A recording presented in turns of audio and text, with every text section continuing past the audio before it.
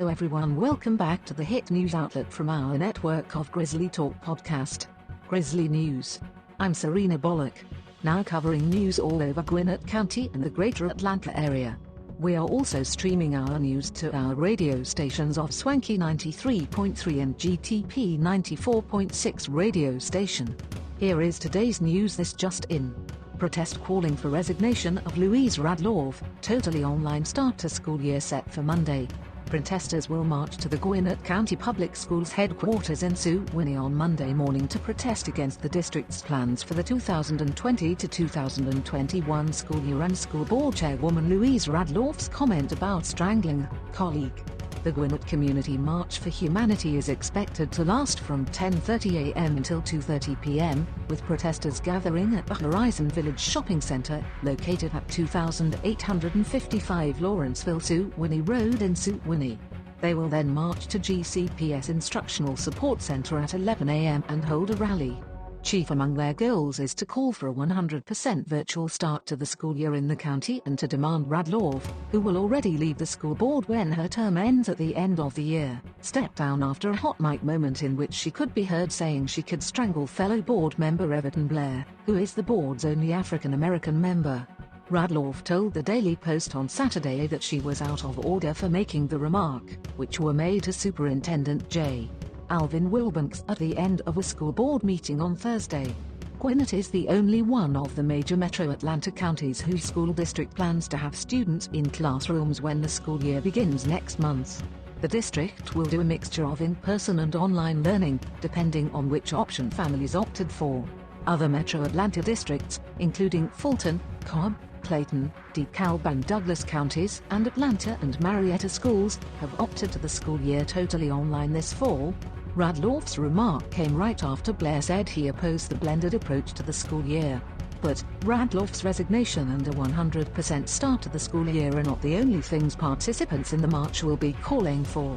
They also want the district to ensure a high-quality, equitable virtual learning environment with a one-one model, expanded professional development for all teachers, and community partnerships to meet family needs. Next, Buford couple operates non-profit out-of-home to help those in need during pandemic. Growing up in Meridian, Miss Laurie Stennis Brown was always trying to help the kids who didn't seem to have much. As she grew into adulthood, she continued that mentality of helping those in need. Laurie and Randy Brown are the founders of Calvin Stennis CDC Inc. in Buford. The non-profit organization was founded in 2011 and was named after Laurie Brown's father because of his love for people and helping strangers. It operates a number of different programs, but due to the COVID-19 pandemic, the non-profit's intake of families has tripled, increasing the need for more assistance with monetary and food donation from the community. During a pandemic that has put thousands out of work, our non-profit organization feels like the mission has never been more important, Laurie Brown said. Both hunger and food insecurity are common challenges that families face as a result of a health crisis, job loss or other unexpected events, such as COVID-19. Hunger is not limited to only certain people. Children and adults of all ages are susceptible to the anxiety and fear of being without food. The food pantry is open to Gwinnett County residents and provides meats, vegetables, produce and fruit on a weekly basis. As for furniture donations, Calvin Stennis CDC Inc. will pick up any donations within a 75-mile radius and distribute to families in need. The non-profit also partners with Walmart, Costco and other companies to help with providing school-age children in need with school supplies. Additionally, once a month Calvin Stennis CDC Inc. advocated downtown Atlanta to provide hot meals, as well as personal hygiene items, to the homeless. However, due to social distancing, the program has been postponed. From time to time, the non-profit will also take donation from organizations and businesses and drive them to tornado-hit areas such as in Albany in 2015. Some of the newest programs at Calvin Stennis CDC Inc. are opening options re-entry, where the non-profit works with ex-offenders to help them start their own businesses once they are released from prison, as well as crime-free youths. In the second program, the non-profit meets with youth to try to uplift and encourage them about the importance of education and accessing their potential to follow through on their dreams of success. We will help youths at an early age not only focus on their visions and dreams, but to work toward having a goal of making it become a reality, Laurie Brown said. We also want to encourage youths that all policemen are not bad and engage activities that involve police officers with the youths so they will learn how to follow the rules of the laws accordingly. So far, Laurie and Randy Brown have made do with working out of their home, but the non-profit is in need of a donated building and a cargo van to continue to offer and expand its services. Laurie Brown said Calvin Stennis CDC Inc. is the bread and butter of who she and Randy Brown are as individuals.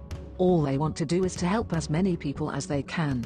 We enjoy helping people and being a blessing to someone when they do not know where help will come from, she said.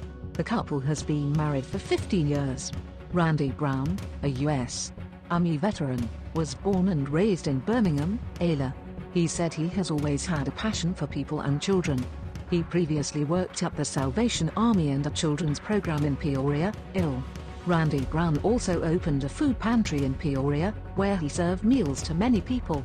He is now a retired, disabled veteran, but still gives his time to make sure the needs of children and families in his community are met to the best of his ability. Randy has a gentle soul, but a great big heart and will give the shirt off his back to help anyone, Laurie Brown said. Laurie Brown grew up in a family of business owners. In 1995, she and Randy Brown started their cleaning service, Strictly Business Cleaning, where they began to hire teenagers to work with them and to help them prepare to find a job. Not long after this, their vision deepened, and a calling, as they called it, was put on them that they could not refuse, which was starting a food pantry. Soon after, they created Calvin Stennis CDC Inc. Giving will always be a part of me, and as long as God gives us the means to do it, we will do it until we die, Laurie Brown said.